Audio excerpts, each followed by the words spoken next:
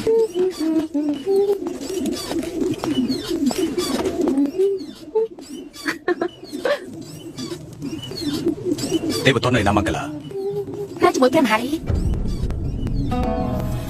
នេះតើយ៉ាងម៉េចនឹងបងដូចជាមិនពេញចិត្តតទេសោះគ្រប់ពេលដែលបងចង់ជួបកូនតែទៅនៅជាមួយមហាទេវីរហូតឬនៅជាមួយនឹងមហារាជ ខ្ញុំចាប់ជួយគេទៅទីនោះមិនចូលនោះទេទេវទត្តនឹងបានស្នងរាជបល្ល័ង្កហើយគេនៅខ្លាចតែជាព្រះមហារី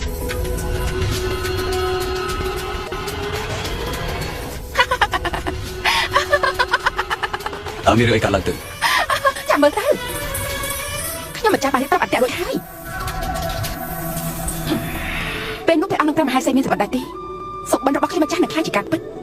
ពួកគេនឹងមិនអាចប្រសូតបុតបាននោះទេ ធ្វើយ៉ាងណាទៅមិនឲ្យគេប្រសូតបានគូរូវាចាស្បាទីនឹងមកដល់នៅក្នុងពេលឆាប់ៗដើម្បីមើលអំពីលក្ខណៈឲ្យទន់ មិនអាចទៅរួចនោះទេបានអ្នកណាអាចមើលពីលក្ខណៈនោះទុកជាមុនពេលនោះនឹងមានការប្រឆាំងច្បាស់ជាមានការប្រឆាំងមិនខាននោះទេកាមកកាព្រះមេម្ចាស់តាមសត្វព្រះតាវីដាក់ត្រង់ទៅ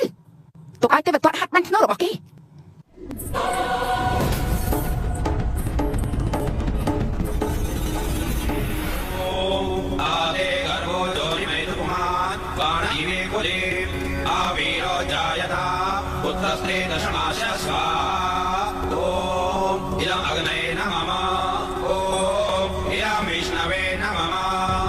មហារាជបន្ទាប់ពីធ្វើពិធីបន់ស្រន់ដល់ព្រះអាទិទេពនិងអរុណរះហើយយើងនឹងបន់ស្រន់ដល់ព្រះអន្តិរាជទៀតដើម្បីធ្វើឲ្យមានព្រះអាទិរះពេលនោះផ្កាឈូកនឹងផុសចេញមកយ៉ាងស្រស់ស្អាត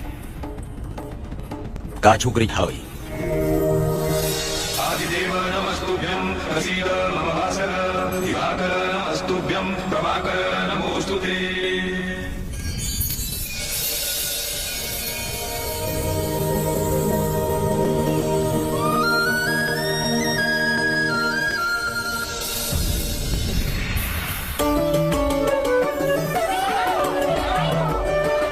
ការឈូករីកហើយការឈូករីកហើយ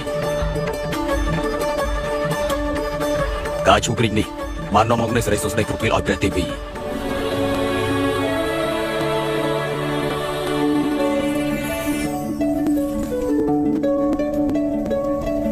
ព្រះទេវីត្រូវតែសប្បាយប្រទៃព្រះទេវីប្រកាសជាមានបុត្រជាមិនខានទេ ជ័យយោព្រះមហារាជជ័យយោព្រះមហារាជ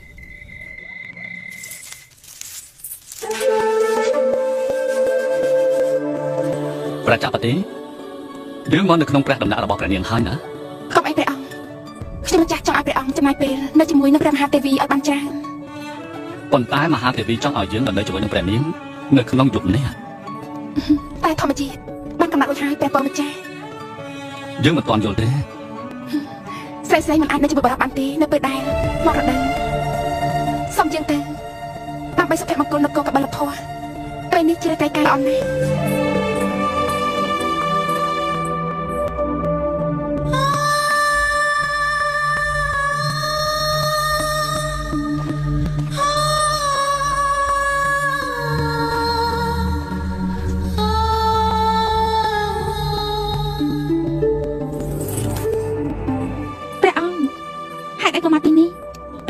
នៅជាមួយព្រះចាស់បាទីក្នុងព្រះដំណាក់របស់នាងទេប្រាប់ខ្ញុំចាប់បានទេព្រះនាងហេតុអីបានជាព្រះនាងក៏ហត់ព្រះអង្គថាព្រះនាងមានរដូវនោះព្រោះខ្ញុំចង់ឲ្យម្ចាស់បងមានព្រះជាបុត្រនៅក្នុងនគរកបិលធម៌ម្ចាស់បងចង់បានបុត្រខ្លាំងណាស់នេះជាភពវិស្មាត្រូវផ្ដល់ឲ្យម្ចាស់បងមានបុត្រត្រូវតែមានបុត្រដោយជិះមិនរួចនោះទេ ព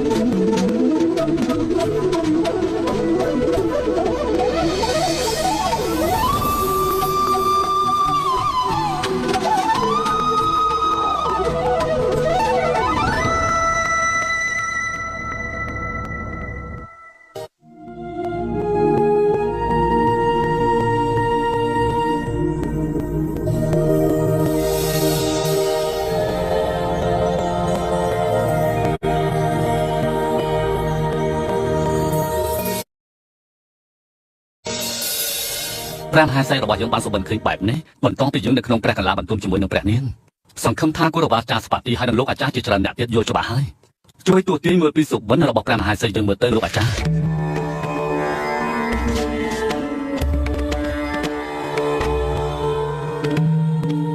ព្រះមហារាជា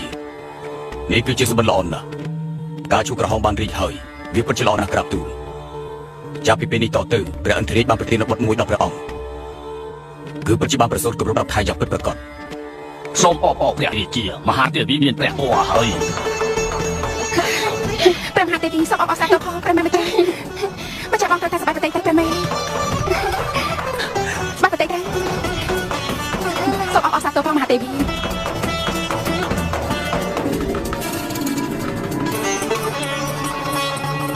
សូមអបអរសាទរផងព្រះមហារាជសូមអបអរផងអបអរសាទរផងព្រះមហារាជព្រះអង្គប្រតិបត្តិសង្ឃឹមឡើងវិញហើយព្រះពរព្រះមហាទេវីមានព្រះកោហើយព្រះពរលោកក៏កាត់បលខនយើងពិតជាមានអ្នកស្នងបលាំងហើយព្រះពរ អបអរសាទរព្រះរាជាអបអរសាទរក្រាបទូលព្រះអង្គព្រះរាជបុត្រពិតជាចាប់បដិសន្ធិបានគម្រប់10ខែក្រាប យើងនឹងរៀបចំពិធីយ៉ាងមហោឡារិកមួយយើងគឺជាព្រះរាជាព្រះរាជកុមារនឹងក្លាយទៅជាព្រះរាជាមួយអង្គដូចជាយើងដែរគ្មាននរណាម្នាក់ស្មើឡើយ ព្រះមហារាជចូលចម្រើនព្រះមហារាជចូលចម្រើន जिसके लिए व्याकुल मन सबका वहाँ आया शुभ समाचार है कोई आने वाला जो लाएगा खुशियों का संसार अरे वो कौन है भाई बुझो बुझो वो कपिल वस्तु का युवराज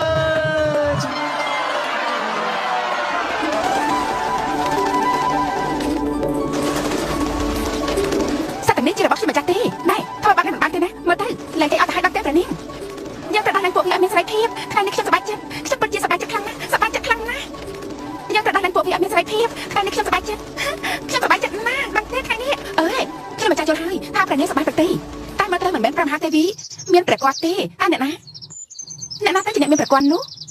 គឺព្រះនាងទេដឹងព្រះនាងនិយាយទៅមណ្ឌលាបើសិនជាខ្ញុំមានព្រះគាត់ខ្ញុំត្រូវតែសប្បាយអស់មួយជីវិតហើយ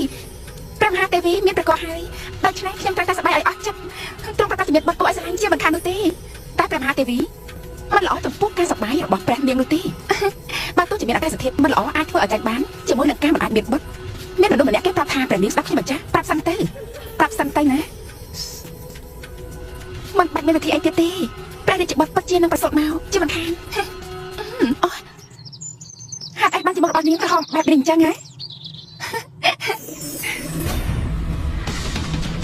តែចាប់បាត់នេះបងសង្ឃឹមខ្លាំងពេកយើងនឹងធ្វើឲ្យនាងយំនឹងសោកស្ដាយអស់មួយជីវិតមិនខាននោះទេបានហើយតែមួយម៉ាត់ទៀតទេ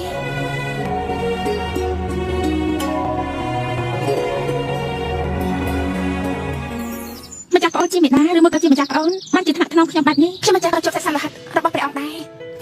ខ្ញុំម្ចាស់តែមើលថែម្ចាស់បងគឺជាព្រះមេដារបស់ព្រះរាជបុត្រតែខ្ញុំម្ចាស់តែមើលថែទាំងពីរអ្នកហើយទាំងពីរម្ចាស់ប្អូនចង់មានន័យថាម៉េចខ្ញុំម្ចាស់បានរៀបអភិសេកជាមួយព្រះអង្គដូច្នេះខ្ញុំម្ចាស់នឹងក្លាយជាព្រះមេដារបស់ព្រះរាជបុត្រដូចគ្នាខ្ញុំម្ចាស់គឺជាប្អូនស្រីរបស់ម្ចាស់បងដូច្នេះខ្ញុំម្ចាស់នឹងក្លាយជាមេដាធោះហើយ